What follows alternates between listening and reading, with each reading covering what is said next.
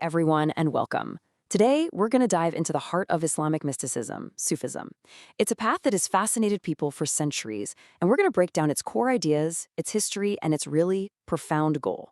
So, where do you even start with a topic this huge? Well, let's begin with a beautiful analogy. To really get a handle on this, we have to think about what we're dealing with. The great poet Rumi used this brilliant analogy of an elephant in a pitch-black room. One person touches the tusk and says, oh, it's a spear. Someone else feels the leg and says, nope, it's a pillar. They're both kind of right, but neither of them can see the whole animal. And this just perfectly frames Sufism. It's this vast experiential tradition that you just can't fully grasp from only one angle. So what is this whole elephant that Sufis are trying to experience? Well, it really all comes down to one thing: a quest for the truth. And that gets us to a really key distinction in Sufism, the focus on experience. You see, for Sufis, who often call themselves Ahlul Haq, or the people of truth, it's not just enough to follow the rules of a religion. The ultimate goal is to get to a direct inner knowing of divine reality, to actually feel it, to live it, to become one with it. But, this whole path of divine love, it wasn't always the main focus. To really understand Sufism, we've got to look back at its origins, where the emotional heart of the movement was actually something totally different. In the very early days, the movement was all about something called Zuhd, which is basically asceticism. It was a reaction to the world becoming more and more materialistic, so these early followers gave up all their comforts. They were known for wearing these simple, coarse woolen garments, or suf in Arabic, and that's almost certainly where the name Sufi came from. And wow, this slide just lays out the dramatic shift that happened. Early piety was driven mainly by fear, right? Fear of God's judgment, fear of hell. The whole goal was just to be good enough to avoid being punished. But then this new path came along, and it recentered everything on a completely different feeling: love. And the person who really embodies this revolutionary shift is Rabia al-Adawiya, a mystic from the 8th century. She introduced this radical idea that devotion shouldn't be a transaction, doing good stuff to get into paradise or to stay out of hell. No, she said it should be an act of pure, selfless love for God. This was a massive turning point that completely transformed the heart of Sufism.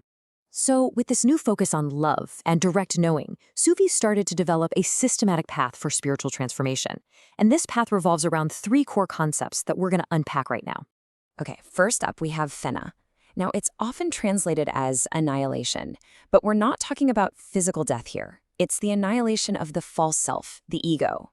It's this profound psychological shift from thinking, I did this, to realizing God did this through me.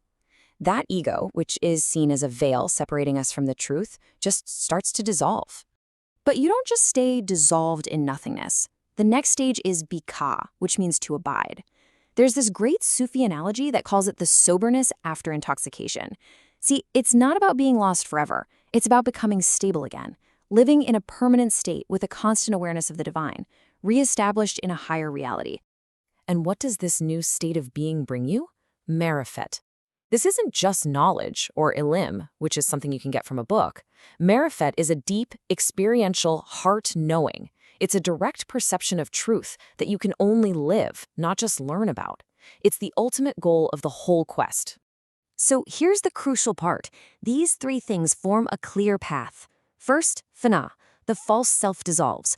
Then, Beka, the true self abides in God. And this leads to Marifat, that direct, lived knowledge of the divine. It's a step-by-step process of spiritual transformation. So we have this deeply personal path. But how in the world did it grow from a small group of ascetics into a global spiritual movement? Well, to understand that, we need to take a look at its history. This timeline gives us a fantastic bird's-eye view. You can see the clear evolution, right? From that early Zuhd period of asceticism we talked about, to the classical period when the great Sufi orders were founded, all the way to today, where the focus is often on individual spirituality and academic study. It's been a long and really dynamic history. An absolutely key figure in this story was the great 11th century scholar Imam al-Ghazali. He came along at a time when a lot of people were pretty suspicious of Sufism, and he just masterfully built a bridge between orthodox Islamic theology and this personal, mystical experience. His work gave Sufism a powerful legitimacy that helped it become a really respected part of the wider Islamic world. Now, it's also really important to understand that Sufism didn't just pop up in a vacuum. It was like a river fed by many streams. It was in a constant conversation with the world around it, absorbing little bits of influence from Christian monastic practices, Greek philosophy, and even Indian spiritual thought, which some scholars think you can see reflected in that concept of Fena.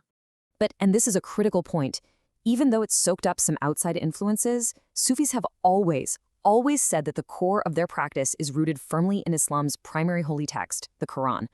Mystical readings of verses like this one, emphasizing how intimately close God is to us, well, those provided the foundational seeds for the entire Sufi worldview. So, as we start to wrap this up, what's the big picture we should take away about Sufism's place in the world? I think the main takeaway is that Sufism isn't just one simple thing. It's a rich, multi-layered spiritual tradition. It was born from seeds in the Quran, it grew over centuries of dialogue with other world philosophies, and it's ultimately realized through a profound personal experience. And that brings us right back where we started, the elephant in the dark room. We've touched the leg, the tusk, the trunk. We get it now. Sufism is a vast and complex reality. It's a single truth, but it's experienced and described in 1,000 different ways by the people who walk the path. So we've looked at a few pieces of this huge spiritual puzzle today, and that really just leaves us with one final and maybe most important question. Which part of this fascinating journey are you going to explore next?